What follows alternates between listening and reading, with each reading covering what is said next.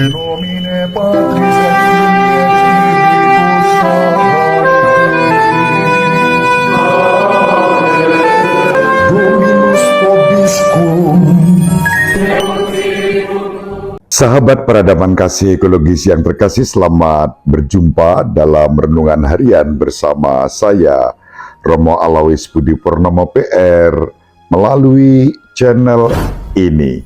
Semoga panjenengan selalu sehat, tetap semangat tanpa sambat, selalu bahagia, kebahagiaan yang bersumber dari Tuhan Allah kita. Mari kita awali perjumpaan kita dengan bersatu di dalam doa. Allah Bapa yang Maha Pengasih dan Penyayang, kami bersyukur kepadamu atas segala rahmat yang Kau limpahkan kepada kami. Pada hari ini, hari Minggu biasa yang ketiga, kami Kau ajak menyadari jati diri kami dengan seluruh keluarga dan latar belakang hidup kami, bahwa Engkau mengasihi kami seutuhnya. Semoga kami senantiasa berserah kepadamu, hingga kami boleh mengalami rahmat-Mu yang Kau curahkan berlimpah-limpah di dalam kehidupan kami. Dalam Yesus Kristus, Putra-Mu Tuhan dan pengantara kami yang hidup dan berkuasa bersama Diko dan Roh Kudus, Allah yang Maha Esa, sepanjang segala masa. Amin. Sahabat peradaban kasih ekologis yang terkasih, mari kita baca Injil Markus bab 1 ayat 14 sampai 20. Sesudah Yohanes Pembaptis ditangkap, datanglah Yesus ke Galilea memberitakan Injil Allah. Yesus memberitakan, waktunya telah genap, kerajaan Allah sudah dekat. Bertobatlah dan percayalah kepada Injil. Ketika Yesus sedang berjalan menyusur danau Galilea, Ia melihat Simon dan Andreas, saudara Simon. Mereka sedang menebarkan jala di danau, sebab mereka penjala ikan. Yesus berkata kepada mereka, "Mari ikutlah aku, dan kamu akan kujadikan penjala manusia." Mereka pun segera meninggalkan jalannya dan mengikuti Yesus. Setelah Yesus meneruskan perjalanannya sedikit lagi, dilihatnya Yakobus, anak Zebedeus, dan Yohanes saudaranya sedang membereskan jala di dalam perahu. Yesus memanggil mereka, dan mereka meninggalkan ayahnya Zebedeus di dalam perahu bersama orang-orang upahannya.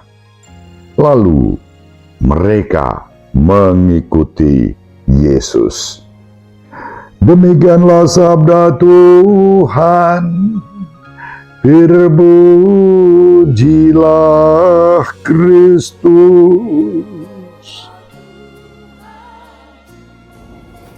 Sahabat peradaban kasih ekologis yang terkasih, mari kita hubungkan bacaan Injil pada hari ini, khususnya tentang salah satu sosok pribadi yang dipanggil oleh Yesus, yaitu Simon, dengan bacaan pertama.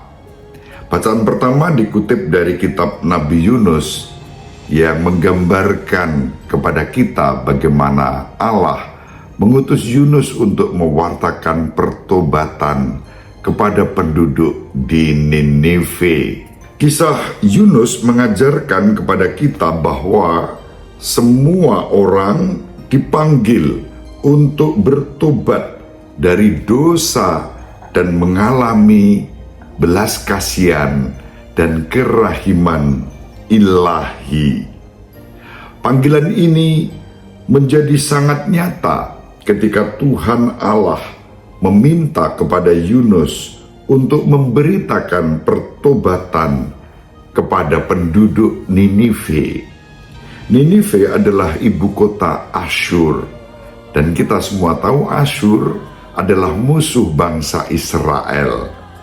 Tentu tidak mudah bagi Nabi Yunus untuk pergi ke daerah musuh, orang-orang Ninive yang merupakan ibu kota bangsa Asyur.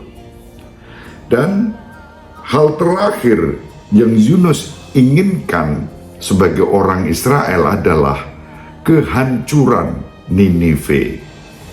Berbeda dengan kehendak Allah yang menghendaki agar penduduk Ninive bertobat dan mengalami keselamatan.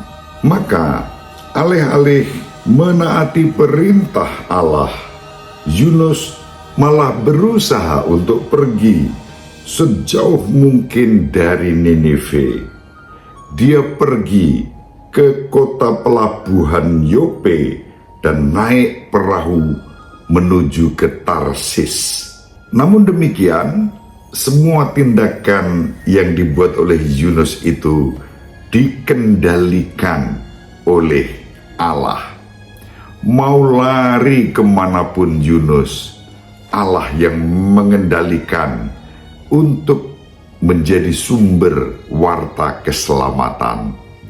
Dan kita membaca dalam kitab Nabi Yunus, bahkan dalam proses pemberontakan-pemberontakan yang dilakukan oleh Yunus, ada pertobatan-pertobatan yang menyertainya. Misalnya pertobatan para awak kapal yang ditumpangi Yunus, dan kemudian nanti pada akhirnya pertobatan seluruh penduduk Ninive yang kemudian percaya kepada Allah berkat pewartaan Yunus. Sahabat peradaban kasih ekologis yang terkasih, apa hubungannya antara Yunus dan Simon yang di kemudian hari disebut Petrus? Adakah persamaan antara Yunus dan Simon Petrus? Mari kita lihat. Persamaan antara Simon Petrus dan Yunus ada banyak. Yang pertama, hubungan antara kisah Yunus dan kisah Simon Petrus pertama-tama dihubungkan bahwa baik Simon maupun Yunus memiliki nama yang sama. Nabi Yunus jelas. Simon, kalau kita membaca Injil Yohanes, disebut sebagai Simon bin Yonas atau Simon anak Yunus. Selain itu, keduanya juga dikirim ke ibu kota kerajaan yang dominan pada masanya. Yunus diutus ke ibu kota kerajaan Asyur sebagaimana tadi sudah saya katakan, yakni di Ninive, sedangkan Petrus diutus ke ibu kota kekaisaran Romawi di kota Roma. Untuk mencapai Ninive maupun untuk mencapai kota Roma, kita membaca Yunus maupun Simon Petrus melalui pelabuhan Yope. Dalam kitab Yunus bab 1 ayat 3 dan juga Kisah Para Rasul bab 9 ayat 43, kita bisa membaca data itu.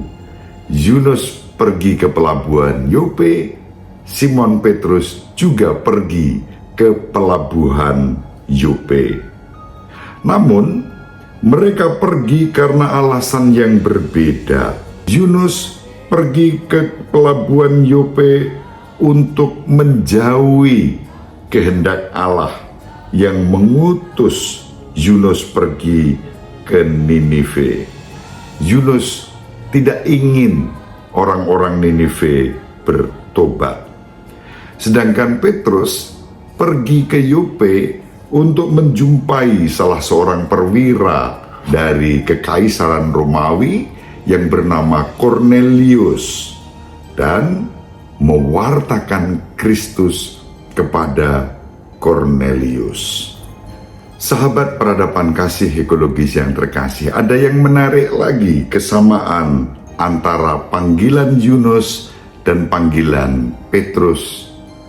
Itu dalam 3 kata kunci, yaitu bangunlah dan pergilah.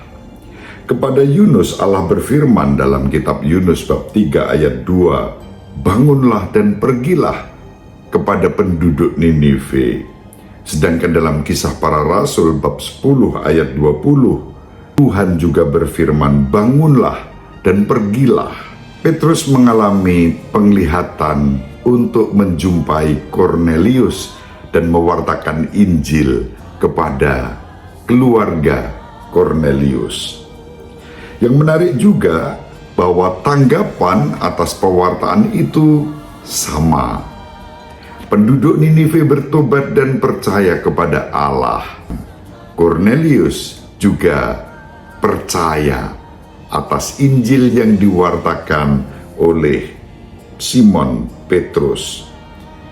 Itu dapat kita baca dalam kitab Yunus bab 3 ayat 5 dan juga Kisah Para Rasul bab 10 ayat 43. Iman kepercayaan menjadi buah dari pewartaan baik Yunus maupun Simon bin Yunus. Sahabat peradaban kasih ekologis yang terkasih, dari data itu kita belajar inti pewartaan kita adalah pemulihan, keselamatan, kesejahteraan. Kalau kita memusatkan pada Injil bahwa para murid pertama Simon yang disebut Petrus bersama Andreas, lalu Yakobus dan Yohanes, mereka berurusan dengan jala untuk menangkap ikan. Di kemudian hari Yesus pun mengutus mereka untuk menjala manusia. Jala yang tidak lain merupakan alat untuk mengumpulkan ikan, menjadi simbolisme jala yang mempersatukan, yang menghubungkan, yang membangun persekutuan di antara umat manusia untuk mengalami belas kasih dan kerahiman Allah sendiri. Maka dalam konteks Injil pada hari ini kita diajak untuk memandang pentingnya pewartaan itu bukan untuk memecah belah, untuk memorak-porandakan, untuk menghancurkan. Sebaliknya, pewartaan itu untuk mempersatukan, untuk mengumpulkan, untuk membangun suatu persekutuan dan persaudaraan di antara kita. Sahabat peradaban kasih ekologis yang terkasih, mari kita saling mendoakan agar kita diberi rahmat untuk dengan rendah hati dan taat mewartakan Kristus yang menjadi sumber keselamatan semua orang tanpa diskriminasi. Ibu Maria selalu mendoakan kita, Bapak Yosef merestui kita dengan kehendingannya. Semoga panjenengan semua sahabat peradaban kasih ekologis yang terkasih bersama seluruh anggota keluarga dimanapun berada, dibimbing, dilindungi, dan diberkati oleh Allah yang Maha Kuasa, Bapa dan Putera dan Roh Kudus. Amin. Terima kasih, salam sehat, tetap semangat tanpa sambat, selalu bahagia, kebahagiaan yang bersumber dari Tuhan Allah kita. Salve, shalom, salam sejahtera, berkah dalam. Sahabat peradaban kasih yang terkasih, sampai jumpa pada episode berikutnya. Terima kasih atas kebersamaan kita. Salam peradaban kasih ekologis, berkah dalam.